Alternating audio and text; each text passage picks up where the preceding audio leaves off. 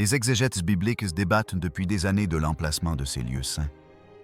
Aujourd'hui, un homme affirme les avoir peut-être découverts. D'après le récit biblique, nous savons que les commandements rapportés par Moïse du mont Si furent placés à l'intérieur de l'arche. Depuis des années, les érudits débattent de l'emplacement exact de ces lieux sacrés. Une découverte récente laisse entrevoir la fin de ce débat. Grâce à un radar à pénétration de sol de pointe, un drone a scanné un site hautement protégé en Arabie Saoudite, connu sous le nom de Jabal Allah. Ce qui apparut n'était pas une autre image floue. C'était une structure tridimensionnelle nette à l'intérieur de la montagne. Quelque chose d'inhabituel et d'étrangement similaire aux descriptions anciennes de la montagne de Dieu, le mont Si, la nuit où ils ont enfreint la loi. Le site de lancement est presque invisible. Rien de plus qu'une étendue de terre désertique compactée, à 40 km à l'ouest d'une frontière que personne ne franchit sans autorisation express. Il est un H45 du matin, le 9 janvier 2025. L'air est si vif et froid que chaque souffle reste suspendu sous les étoiles, brillant brièvement au clair de lune.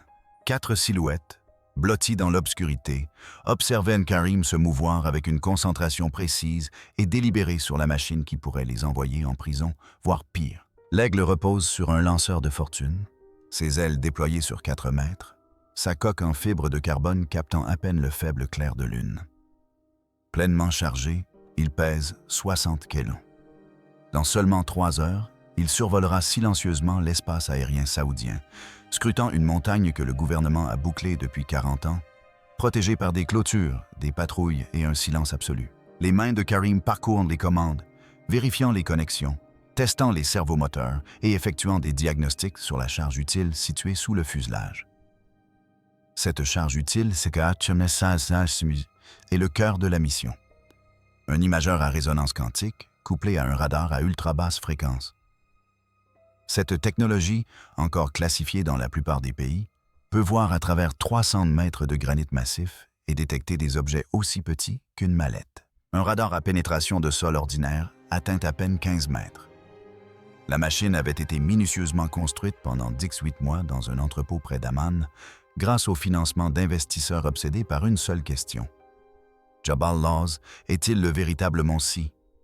Et si oui, que recèle-t-il? À 2H0. Karim recule. Nous sommes prêts. Le silence est total. Le docteur Noor Haddad, spécialiste radar forte d'une décennie d'expérience dans les services de renseignement militaire jordaniens, effectue une dernière vérification. Son écran s'illumine en vert. Liaison satellite active, GPS verrouillé, trajectoire de vol définie. L'aigle volera de manière autonome. En cas de détection, pas d'interruption de mission, pas d'atterrissage d'urgence, juste la disparition. Les preuves ont disparu. Le lanceur se libère dans un sifflement pneumatique. L'aigle s'élève, ses ailes fendant l'air froid, une ombre glissant sur les étoiles. En moins d'1 minute, il disparaît de la vue. Les yeux de Noor restent rivés sur l'écran. La télémétrie est impeccable. Altitude en hausse. Vitesse stable à 120 km/h. À 214 km/h, le drone franchit la frontière. 6 heures de silence tendu s'ensuivent. L'équipe est installée à l'arrière d'une fourgonnette aménagée. Les données affluent de 300 km de distance. L'Eagle balaie la montagne selon une grille précise, son radar émettant des impulsions toutes les 3 secondes, créant ainsi une carte tridimensionnelle du sous-sol. À 3h15, les premières images apparaissent. Les plans du campement au pied du Jabal Allah se dévoilent avec une précision remarquable. 12 km² de terre compactée, de charbon de bois et de traces de métal, signe d'une occupation humaine massive et durable. Karim se penche en avant tandis que l'aigle survole un rocher fendu, haut de 18 mètres. En dessous, des fractures s'enfoncent sur 40 mètres dans la roche. Une explosion hydrothermale. De l'eau surchauffée s'infiltre à travers du granit dans ce désert où il ne pleut que 2 fois par an. Lorsque l'aigle atteint la montagne, les premières images montrent du granit ordinaire. Puis, à 90 mètres de profondeur, l'aspect change. Un vide apparaît. En forme de dôme, d'un diamètre de 15 m, ses parois sont d'une douceur anormale. En son centre repose un objet solide. Les mesures de densité confirment que la présence de couches de métal à haute densité, de composés organiques, de structures cristallines, d'or, de bois d'acacia et de pierre. Karim ouvre une application biblique et lit à voix haute le chapitre 25 de l'Exode. Ils feront une arche en bois d'acacia. Sa longueur sera de 2 coudées et demie, sa largeur d'1 coudée et demie et sa hauteur d'1 coudée et demie. Il convertit les coudées en centimètres. Le scan indique 250 x 150 x 150. À 3 cm près, les valeurs correspondent. 2 masses plus petites, au sommet de l'objet, forment des ailes symétriques. Des chérubins. Un silence de stupeur s'installe dans la camionnette. Puis, quelqu'un lit les résultats isotopiques. Césium 137, strontium 90, non naturel. Les traces de radiation suggèrent un événement vieux de 3,0 ans, n'ayant marqué que la surface à 5 mètres de profondeur. Un événement venu d'en haut se produit. À 6h30, l'aigle retourne en Jordanie. Karim chiffre et diffuse les données dans le monde entier. Au lever du soleil, l'équipe a disparu. À midi, des fuites commencent à circuler. À la fin de la semaine, le monde entier est au courant. Le débat n'est plus une simple théorie. La montagne et ses secrets ont été révélés, bouleversant toutes les certitudes historiques depuis le 15e siècle, le mensonge des pèlerins. Chaque année, bien avant l'aube, des milliers de personnes quittent leur lit, enfilent leurs vestes et entreprennent l'ascension lente d'un sentier rocailleux dans la péninsule du Sinaï, en Égypte. Des vendeurs bordent de chemin, offrant du thé chaud et des couvertures aux pèlerins transis de froid. Ils gravissent le Djebel Moussa, persuadés de marcher vers la montagne où Moïse se tenait, où le feu est tombé du ciel, où les 10 commandements ont été donnés. Au sommet, la vue est époustouflante. Le monastère en contrebas est ancien. L'histoire semble établie et inébranlable. Il n'y a qu'un seul problème. Elle est fausse. Le lien entre le Djebel Moussa et le mont Si n'est pas une vérité ancestrale. Il remonte à l'an X. Avant cela, aucune source juive, aucun auteur chrétien, aucun érudit musulman du début du XXe siècle ne situait le mont Si en Égypte. Toutes les références sérieuses pointaient vers l'est, au-delà du golfe d'Aqaba, au cœur de l'Arabie. Flavius Joseph, historien juif du 1er siècle, décrit le Sinaï comme la plus haute montagne près d'une ville appelée les Madian. Madian n'a jamais été située en Égypte. Elle se trouvait dans ce qui est aujourd'hui le nord-ouest de l'Arabie saoudite, près de la ville moderne d'Al-Bad. Les premiers pèlerins chrétiens écrivaient la même chose. Les historiens musulmans du 7e siècle partageaient cet avis. Pendant des siècles, il n'y eut aucun débat. Le Sinaï se situait en Arabie. Ce consensus prit fin avec l'arrivée d'Hélène. Hélène était la mère de Constantin, l'empereur romain qui légalisa le christianisme et fit de cette foi une religion d'État. En 327, elle parcourut la Méditerranée orientale, recensant les lieux saints et ordonnant la construction d'églises sur ces sites. Ses choix n'étaient pas seulement spirituels, ils étaient aussi politiques. Il lui fallait des lieux faciles d'accès, déjà occupés par des moines et situés en plein territoire byzantin. Le Djebel Moussa convenait parfaitement. Proche des routes saintes commerciales, entouré de communautés d'ermites, il pouvait être protégé par les soldats impériaux. Hélène le baptisa Mont Si. Une chapelle fut construite. Des pèlerins suivirent. Après l'intervention de Rome, la carte fut redessinée. Pendant les 1700 années suivantes, on gravit la mauvaise montagne sans le savoir. La Bible elle-même n'a jamais confirmé la localisation égyptienne. L'Exode 3 raconte que Moïse gardait des moutons à l'autre bout du désert lorsqu'il aperçut le buisson ardent. Ce désert était celui de Madian, où Moïse s'était réfugié après avoir tué un dignitaire égyptien. Il y vécut 40 ans et s'y maria. Lorsque Dieu lui parla, Moïse ne se trouvait pas près de l'Égypte. Il était en terre connue, à l'est de la mer Rouge. L'Exode 19 décrit en détail le mont Si. Le feu descendit du ciel. La fumée s'éleva comme une fournaise. Le sol trembla violemment.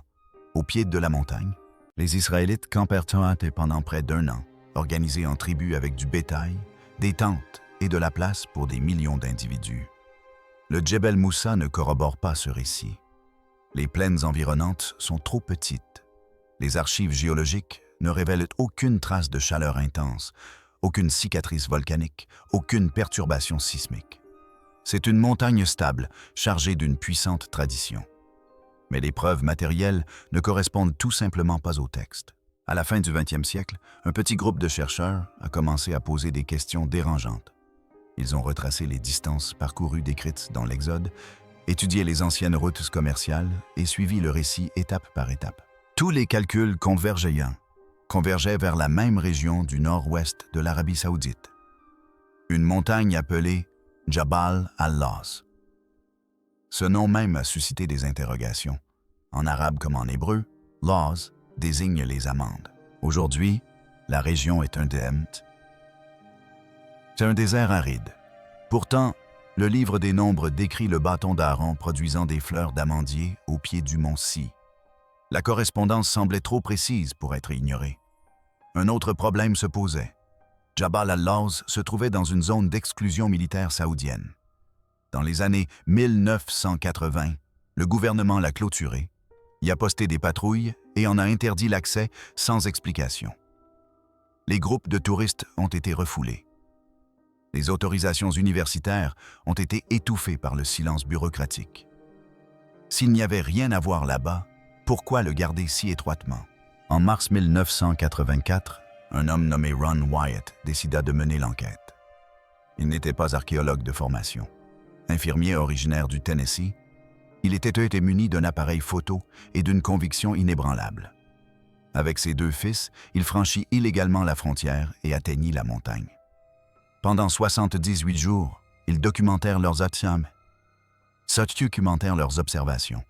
Les forces saoudiennes les arrêtèrent ensuite. Détenus à Tabouk, accusés d'espionnage, ils furent menacés d'exécution. Après plusieurs semaines de détention, ils furent libérés sans explication et expulsés du pays. Wyatt rentra chez lui avec des photographies que les professionnels jugèrent floues et non authentifiées. Pourtant, les images persistaient. Un rocher massif, fendu net en deux, sa base profondément érodée par l'eau, se dressait solitaire dans le désert. Des structures de pierre évoquant un autel entouré de 12 piliers, des sculptures rupestres de taureaux, un sommet noirci, comme brûlé par une chaleur extrême. Wyatt mourut en 1999, ignoré par l'archéologie conventionnelle, mais son œuvre ne tomba pas dans l'oubli. En 2023, la Fondation de recherche Doubting Thomas retourna sur les lieux avec des archéologues qualifiés, du matériel d'imagerie moderne et des spectromètres portables. Ils n'ont pas pu pénétrer dans la zone interdite. Mais ils en ont cartographié le périmètre et ont vérifié ce que Wyatt avait photographié des décennies auparavant. Les éléments étaient bien réels. Rien n'avait été falsifié. Pourtant, les preuves superficielles ne suffiraient jamais à trancher le débat. Si Jabal al-Lawz était véritablement le mont Si, la preuve ultime ne serait pas à la vue de tous. Elle serait enfouie au plus profond de la montagne. C'était la question à laquelle l'aigle avait été conçu pour répondre. Enfin, une montagne qui correspond. Bien avant que le drone ne décolle du désert, avant les balayages radars et les fichiers de données cryptés, les indices étaient déjà là, sous nos yeux. Ils n'étaient ni enterrés, ni cachés, ni symboliques. Elles étaient sculptées dans la pierre, gravées dans la roche et disséminées dans le paysage pour quiconque osait s'affranchir des traditions et contempler le sol sous ses pieds. On l'aperçoit d'abord de loin. À près de 5 km, le sommet se détache nettement. Le sommet du Jabal al-Lawz est noir, non pas poussiéreux, non pas ombragé, mais noirci. Les quelques centaines de mètres supérieurs de la montagne semblent avoir été exposés à une chaleur intense. La couleur est profonde et irrégulière, comme si la surface rocheuse était brûlée. Les géologues trouvent tout cela inquiétant car la décoloration s'arrête à la surface. Cassez une de ces pierres et vous verrez que l'intérieur est rose et brun, du granit typique de la région. La roche volcanique ne se comporte pas ainsi, l'érosion non plus. Ces taches de lichen se répandent de façon irrégulière et pénètrent plus profondément. Ce n'est pas le cas ici. La montagne semble brûlée parce que quelque chose l'a brûlé. Le livre de l'Exode décrit le mont si enveloppé de fumée, avec des flammes descendant du ciel. Le texte ne recourt pas à des métaphores. Il se lit comme un témoignage direct. À environ 1,5 km au nord-ouest, le prochain repère apparaît. Un énorme rocher de 18 mètres de haut se dresse solitaire au fond de la vallée. Il est fendu net en deux, l'ouverture étant suffisamment large pour qu'on puisse y passer. On trouve des rochers fendus dans la nature, mais ce qui se trouve à la base de celle-ci n'a rien à faire ici. Les parties inférieures sont creusées de profonds chenaux. Des rainures lisses rayonnent vers l'extérieur, de celles que seul un débit d'eau important et soutenu peut former, et non un filet d'eau, ni une crue éclair. Une eau qui s'écoule en continu avec force. Le problème, c'est l'emplacement. C'est l'une des régions les plus arides de la planète. Les précipitations annuelles Bahamis-Bellis dépassent rarement 50 mm. Il n'y a ni rivière, ni source, ni nappe phréatique sous la roche. La source d'eau potable la plus proche se trouve à plus de 30 km. Pourtant, l'érosion est bien réelle. Tout géomorphologue peut le constater. L'Exode relate l'eau jaillissant d'un rocher à Horeb lorsque Moïse le frappa. La description est brève, c'est brève. Les preuves dures sur le terrain, elles, sont nombreuses. Au pied du Jabal Alaou, à quelques mètres seulement de l'endroit où la pente s'accentue, se dresse une structure artificielle. Des pierres ont été délibérément empilées pour former une plateforme surélevée d'environ 15 mètres de diamètre. Autour, des murets rectangulaires bas sont agencés comme des enclos à animaux. Il ne s'agit pas d'habitation ni d'ouvrage défensif. Dans les années 1990, avant que l'accès au site ne soit définitivement interdit, une petite équipe de chercheurs a mené des fouilles souterraines. Ils ont mis au jour une grande quantité d'ossements calcinés. Des analyses en laboratoire ont permis de dater ces vestiges d'environ 1300 avant notre ère. Les ossements appartiennent à des bovins, des ovins et des caprins, animaux traditionnellement associés au sacrifice par le feu dans les rituels de l'ancien Proche-Orient. À 12 mètres de là se dressent au moins 12 pierres dressées et bien dressées. Certaines penchent, d'autres sont partiellement enfouies. Elles forment une arche instable face à la montagne. Ces 12 pierres ont été placées intentionnellement et non comme des débris tombés au hasard. L'Exode décrit un autel construit au pied du mont Si, accompagné de 12 piliers représentant les tribus d'Israël. La concordance entre les proportions et l'emplacement est trop frappante pour être ignorée. Enfin, il y a les gravures. Des centaines de pétroglyphes sont gravés dans la roche environnante. Nombre d'entre elles représentent des personnages tenant des bâtons ou des armes dans des scènes de la vie quotidienne. D'autres dépeignent des taureaux aux cornes proéminentes et à la musculature imposante. Dans l'ancien Proche-Orient, l'iconographie du taureau revêtait une signification particulière. Elle était liée au culte de la fertilité et aux cultes idolâtres. Il ne s'agissait pas d'art décoratif. Convaincus que c'est là que les Israélites ont installé leur veau d'or pendant que Moïse était sur la montagne pour recevoir les commandements de Dieu. L'Exode décrit le sacrifice du veau d'or pendant que Moïse était sur la montagne. Le culte se déroulait au pied du campement. Ces sculptures se trouvent précisément à l'endroit où cet événement aurait eu lieu. Le Dr. Miles Jones, spécialiste de l'hébreu ancien qui a consacré 30 ans à l'étude des inscriptions anciennes, a recensé plus de 200 sculptures sur le site lors d'une visite en 2022. Plusieurs inscriptions étaient rédigées en écriture proto-sinatique, une forme alphabétique ancienne datant de la fin de l'âge du bronze. L'une d'elles, près du rocher fendu, signifie « lieu de repos ». En hébreu, Rephodim signifie également « lieu de repos ». Selon l'Exode, Rephodim était le camp situé avant Si. Une autre inscription, près de l'autel, fait référence à la mort d'un guerrier amaléfique. L'Exode 17 relate une bataille à Rephodim où les Israélites combattirent non Amalek, tandis que Moïse, tenant son bâton levé, était soutenu par Aaron et son épouse lorsque ses bras s'affaiblissaient. Les correspondances sont exactes. Nom, lieu et chronologie. Enfin, il y a la plaine elle-même. Au pied du Jabal al-Lawz s'étend une large vallée d'environ 12 km de terrain plat. Des lisses de rivières asséchées la traversent, vestiges d'anciens cours d'eau. Cet espace pourrait accueillir des millions de personnes, des milliers de tentes, des troupeaux de bétail et des divisions tribales organisées. Le Jabal al-Moussa, en Égypte, ne le peut pas. Ses environs sont exigus, escarpés et arides, ne pouvant accueillir qu'une fraction de la population décrite dans l'Exode, sans système d'approvisionnement en eau, pour la maintenir en vie pendant des mois. Début 2025, les chercheurs avaient identifié 15 repères géographiques précis mentionnés dans le récit biblique.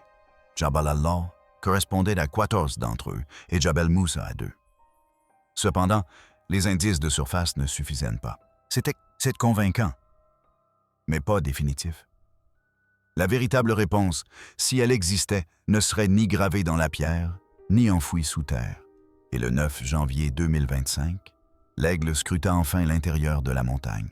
Qu'est-ce qui ne devrait pas exister? Une fois le traitement des données de l'aigle terminé, le Dr Noor Haddad a construit un modèle tridimensionnel complet du Jabal al-Lawz, suffisamment détaillé pour lui permettre de découper la montagne couche par couche comme si elle était transparente. Elle a fait pivoter la structure, ajuster les filtres de profondeur, enlever le granit par tranches virtuelles et a vu l'intérieur se révéler. À environ 90 mètres sous le sommet, le paysage changea d'une manière qui la laissa sans voix. Il y avait une cavité, non pas de celle formée par la lente dissolution de la roche par l'eau au fil des temps géologiques. Les grottes naturelles laissent des traces. Parois irrégulières, plafonds effondrés, concrétions minérales, contours déchiquetés. Cet espace ne présentait rien de tout cela. C'était un dôme lisse de 15 mètres de diamètre. Ces parois étaient si lisses que le radar n'a détecté quasiment aucune variation. Aucune marque d'érosion, aucun dépôt, aucune fracture, juste un espace creusé dans du granit massif. Noor a signalé l'anomalie et a effectué un second balayage sur une bande de fréquences différentes. Les résultats étaient identiques. La chambre était bien réelle. Ce qui la troublait, c'était ce qu'elle contenait. Presque parfaitement centré sous le sommet de la montagne, un objet solide reposait sur le sol de la chambre. Le radar le distinguait par couches successives. Une enveloppe extérieure dense, un intérieur moins dense, un noyau à structure cristalline. Les dimensions étaient parfaitement exactes. 2,5 mètres de long, 1,5 m de large et 1,5 m de haut. Elle consulta l'analyse de densité du matériau. La couche extérieure correspondait à de l'or, à Dix 9,3 GWcm3. En dessous, on trouve de la matière organique, dont la structure cellulaire est caractéristique du bois ancien. L'acacia, en particulier, est une espèce reconnue pour sa durabilité et sa structure interne particulière, même après des millénaires. Au cœur du bâtiment se trouvaient des dalles de pierre empilées. Elle ne tira pas de conclusion hâtive. Elle vérifia ses hypothèses, puis les revérifia. Néanmoins, elle ouvrit le livre de l'Exode sur son téléphone et lut le chapitre 25, versets 10 à 22. L'arche d'alliance, faite de bois d'acacia recouvert à l'intérieur et à l'extérieur d'or pur, contenant des tablettes de pierre, dont les dimensions étaient données en coudées. Une coudée israélite antique mesurait environ 45 semets. Elle commença la conversion. 2 coudées et demi devinrent 112,5 cm. Un coudé et demi devint 67,5 cm. Le scanner affichait 250 cm. Elle eut un mauvais pressentiment. Les chiffres ne correspondaient pas. Elle recalibra le scanner, relança la mesure et vérifia les valeurs de densité. Tout était correct. Elle s'aperçut alors de son erreur. Le texte biblique utilisait les coudées, tandis que le signal radar était exprimé en centimètres. Elle avait comparé les mauvaises unités. Elle effectua la conversion correctement. 2,5 coudées équivalait à 250 km et 1,5 coudées à 150 km. L'allumette s'est arrêtée à moins de 3/5. Au-dessus de la masse rectangulaire, le radar a révélé 2 structures plus petites positionnées symétriquement à chaque extrémité. Chacune mesurait environ 60 cm de haut et présentait des extensions en forme d'ailes s'étendant vers l'extérieur. Les formes correspondaient à la description des chérubins, les figures ailées placées au sommet du propitiatoire se faisant face. Noor appela Karim devant l'écran. Il fixa l'écran sans dire un mot, puis commença à examiner les parois de la chambre. Les données du radar de pénétration ne révélaient aucune trace d'outil, aucune marque de forage, aucune trace d'excavation mécanique. L'analyse n'a révélé aucun processus de formation naturelle. Le granit entourant la cavité portait des traces de compression, des motifs compatibles avec une force intense appliquée d'un seul coup. Ni érosion, ni creusement, mais création. Le scan a révélé davantage. 5 tunnels rayonnaient de la chambre comme les rayons d'une roue. La plupart s'étaient effondrés, comblés délibérément de gravats et de sédiments compactés. 2 restaient partiellement ouverts. L'un descendait sur 50 mètres supplémentaires avant de déboucher dans une cavité plus petite que le radar ne pouvait pas entièrement résoudre. L'autre remontait vers la surface, mais était bloqué à environ 30 mètres de la chambre par ce qui semblait être un effondrement contrôlé. Karim a effectué une modélisation structurale des passages obstrués. La configuration de la compression suggérait un remblayage intentionnel, et non un effondrement naturel. D'après la stratification des sédiments, le plafond s'était formé au cours des derniers siècles. Puis les données isotopiques apparurent. Je l'ai lu 2 fois avant de parler. La roche sommitale présentait des niveaux élevés de césium-137 et de strontium-90. Ces isotopes MB ne sont pas présents naturellement dans le granit. Ils sont le produit d'une réaction nucléaire. En dehors des laboratoires ou des explosions stellaires, ils ne se forment pas. La courbe de désintégration indiquait un événement survenu il y a environ 301 à quelques centaines d'années près. La distribution était encore plus étrange. Les sécheuses des signatures et signatures radioactives étaient orientées confinées aux 5 premiers mètres de roche. En dessous de cette profondeur, le rayonnement retombait à son niveau naturel. Quelle qu'en soit la cause, il provenait de la surface. Karim a entré les données dans un logiciel de modélisation thermique. Pour modifier la roche en surface au niveau moléculaire sans chauffer l'intérieur, le sommet aurait nécessité des températures soutenues supérieures à 1500 degrés pendant plusieurs heures. L'activité volcanique génère un réchauffement uniforme. La foudre est trop brève.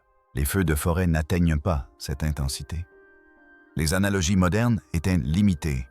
Les explosions nucléaires, l'est des cratères, des dégâts dus à l'onde de choc radial et des retombées radioactives importantes.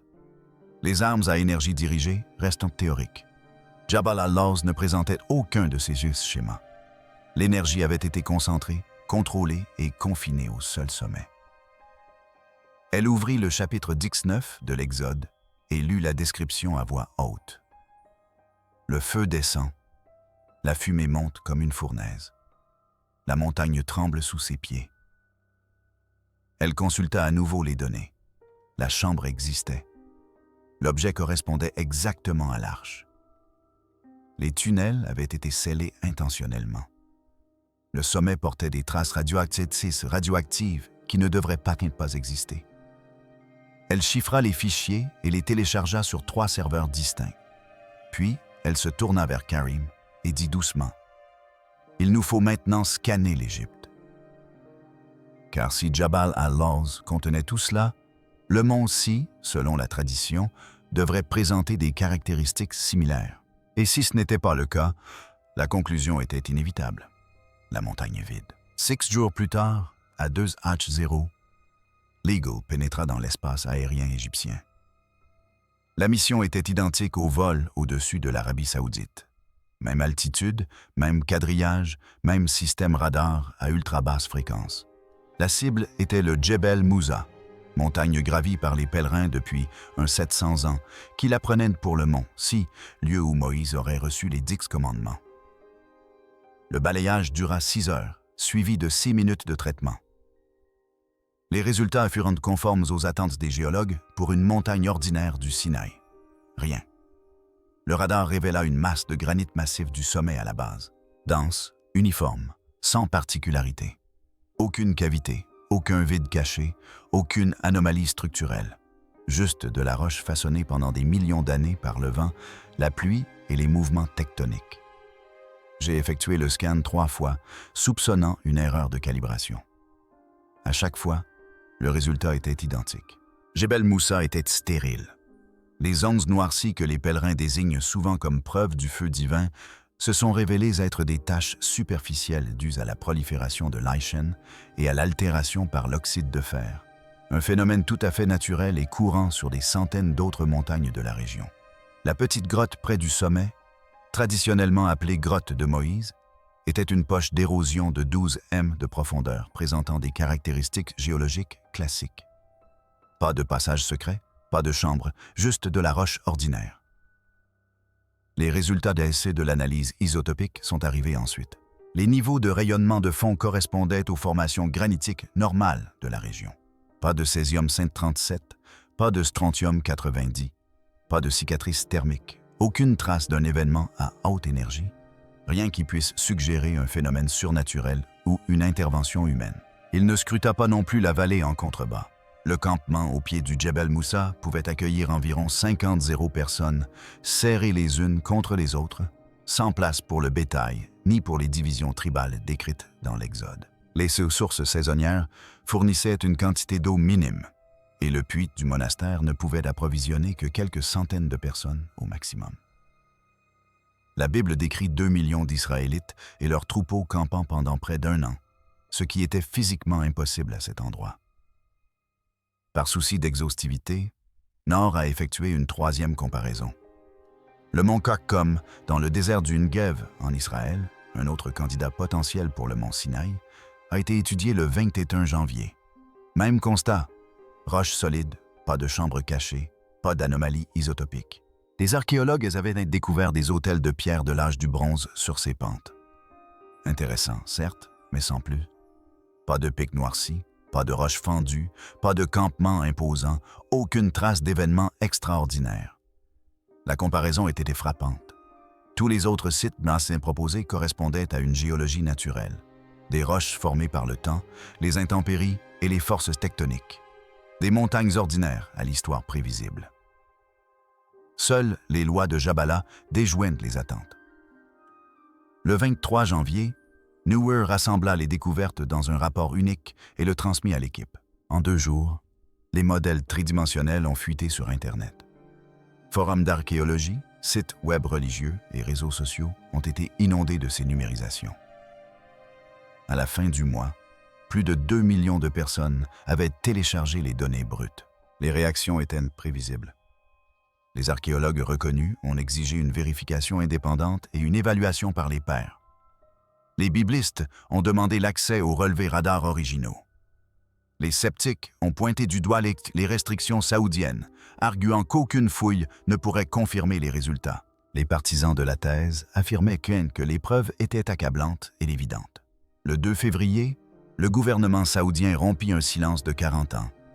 Il condamna le vol de drones comme une violation illégale de sa souveraineté et avertit que toute incursion future se heurterait à la force militaire. Ce qui était frappant, cependant, c'était ce qu'ils n'ont pas dit. Ils n'ont jamais contesté les analyses elles-mêmes. Ils n'ont pas prétendu que les données étaient fausses ou falsifiées. Leurs déclarations étaient laconiques, presque méprisantes. L'affaire ne regardait personne d'autre. De fait, les preuves existaient, qu'ils le reconnaissent ou non. À la mi-février, des équipes de recherche indépendantes, réparties sur 3 continents, avaient commencé à analyser les données brutes.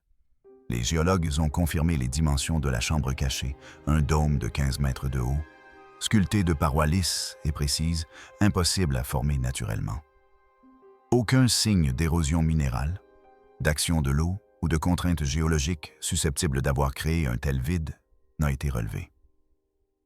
La cavité était intentionnelle, délibérément façonnée. Des spécialistes des matériaux ont étudié l'objet à l'intérieur. L'analyse des différentes couches a révélé la présence d'or, de bois d'acacia et de pierres empilées, correspondant aux descriptions antiques de l'arche. La parfaite concordance des profils de densité est incompatible avec une construction délibérée et suggère plutôt une formation géologique aléatoire. Des physiciens nucléaires ont analysé les niveaux d'isotopes au sommet. Le césium-137 et le strontium-90 étaient présentes à des concentrations impossibles à trouver naturellement dans le granit. Cette distribution suggère un événement énergétique intense et très localisé, survenu il y a environ 3,0 ans, confiné à la surface de la montagne et sans impact à plus de 5 mètres de profondeur.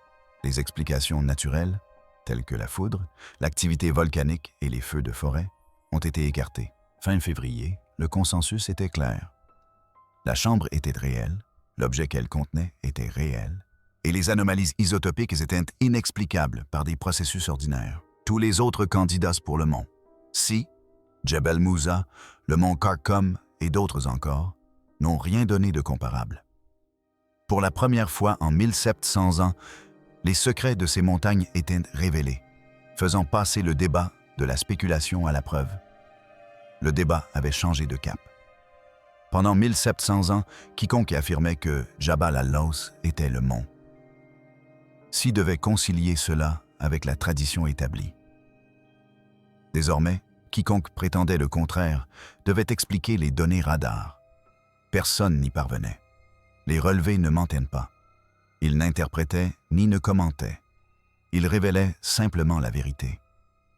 Enfouie dans une montagne saoudienne interdite, se trouvait une chambre contenant un objet correspondant à la description biblique de l'Arche d'Alliance. Entourée de roches portant les traces d'un événement catastrophique survenu exactement au moment et à l'endroit décrit dans les Écritures. La montagne n'avait jamais été perdue. Elle était simplement cachée derrière une frontière erronée. Après 3 ans de silence, elle s'est enfin exprimée. Merci d'avoir regardé. Cliquez sur les cartes à l'écran pour découvrir d'autres contenus intéressants.